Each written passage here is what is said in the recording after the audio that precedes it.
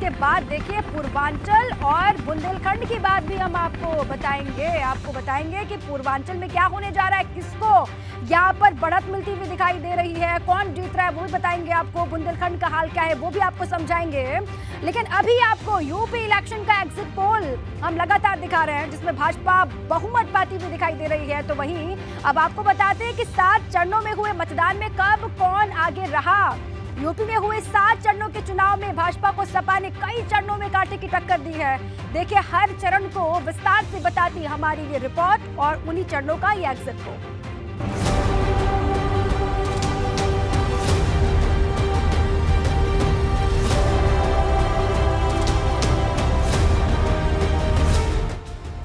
तीन विधानसभा सीटों वाला उत्तर प्रदेश पश्चिम, अवध, पूर्वांचल और बुंदेलखंड में बटा है, जहां एक रीजन का सामाजिक ढांचा दूसरे रीजन से एकदम अलग है। लेकिन जब बात सरकार बनाने की आती है तो हर रीजन अपने आप में अहम हो जाता है। इस बार यूपी में 7 चरणों में मतदान हुआ, लेकिन किस चरण में किस दल को कितनी सीट मिल रही है ये भी समझ लीजिए।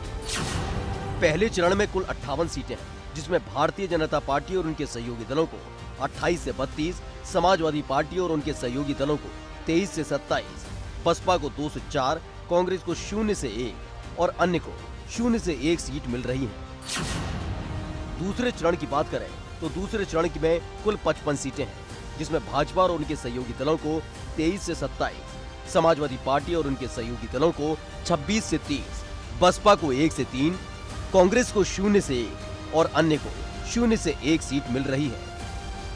मतलब दूसरे चरण में सपा भाजपा से आगे है। जबकि तीसरे चरण में कुल 59 सीटें हैं, जिसमें भाजपा और उनके सहयोगी दलों को 38 से 42 सीटें, सपा गठबंधन को 16 से 20 सीटें, बसपा को 0 से 2, कांग्रेस को 0 से 1 और अन्य को 0 से 1 सीट मिल रही है।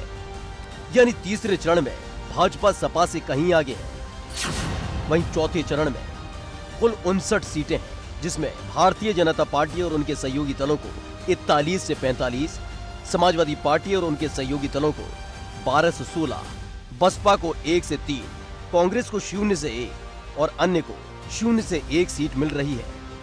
मतलब चौथे चरण में भी भाजपा को बढ़त है।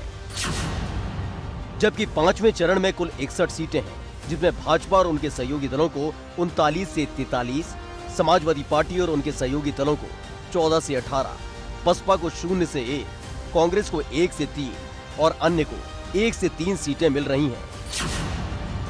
वहीं छठे चरण की अगर बात की जाए तो छठे चरण में कुल 57 सीटें हैं, जिसमें भाजपा और उनके सहयोगी दलों को 28 से 32, समाजवादी पार्टी और उनके गठबंधन के सहयोगियों को 18 से 22, बसपा को 3 से 5, कांग्रेस को 2 से 4 और अन्य को 0 से 1 सीट मिल रही है। और सातवें चरण की बात की जाए तो सातवें चरण में कुल 54 सीटें हैं, जिसमें भाजपा गठबंधन को 25 से 29, सपा गठबंधन को 17 से 21 और बसपा को 4 से 6, कांग्रेस को 0 से 3 और अन्य को 1 से 3 सीटें मिलती दिखाई दे रही हैं।